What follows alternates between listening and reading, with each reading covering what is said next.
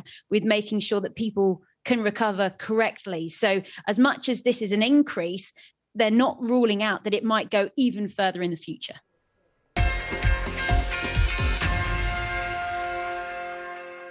Now, a diverse group of elite American athletes, including Olympians, major leaguers, also student athletes, have delivered a letter to the US Senate Majority Leader Chuck Schumer, calling on him to lead the Senate in passing bold climate legislation. Well, for more on this, we can cross live to Milwaukee and join BrentSuter, who's the pitcher for the Milwaukee Brewers. Fantastic for you to join us. I know you've got a match in the next few hours, Brent. Now, you're one of 22 signatories on this letter. What are you pushing for? Really, we're pushing for a huge policy shift into more sustainable practices. We want clean energy. We want a grid and a transportation sector that doesn't put tons of emissions into the air. We want sustainable farming practices to be incentivized. We want limited oil exploration and more investments into clean energy. So we're asking basically Senator Schumer and his legislators to really get on the ball here with the Green Revolution and really institute some big time policy shifts. What have you noticed in your sport? How's climate change affected you in your sport?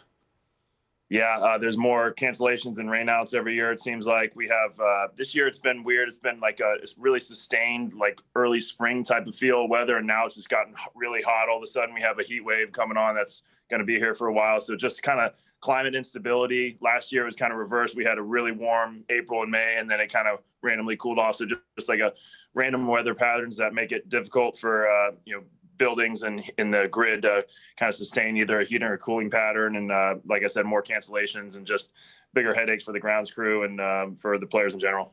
I mean, you mentioned transportation there as one of the things you're pushing for. A couple of years ago during the pandemic, the carbon footprint went down by about a quarter for North American sports teams because they sort of rationalised the travel. I mean, I know baseball isn't as bad as, say NBA, but perhaps that's something that can be looked at because the travel you guys go through is enormous. How do you square that off? Yeah, like you said, in 2020, we had regionalized travel where we're in the NL Central, and we only played centrally located teams, and it made it for really quick plane rides. It made for a very, very lower carbon footprint. And I think that's kind of what we'll maybe see in the future here if we get on the right ball with sports getting on the lower emission train, is that we'll see localized travel, localized interdivision competition heighten more, and then maybe cross country travel for the postseason. But 2020 was kind of maybe a little preview of the sustainable future.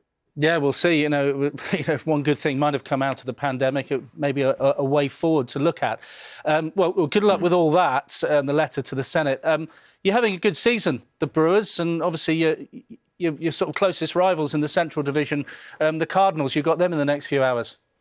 Yes. They're a great team. We know we're going to be probably neck and neck with them for the division here going forward in the season. But they're a great team, and we've had some great games with them. We were able to pull the win out last night and get a game ahead on them. But another big one tonight, and two more following this. So it's looking forward to it. It's a great competition.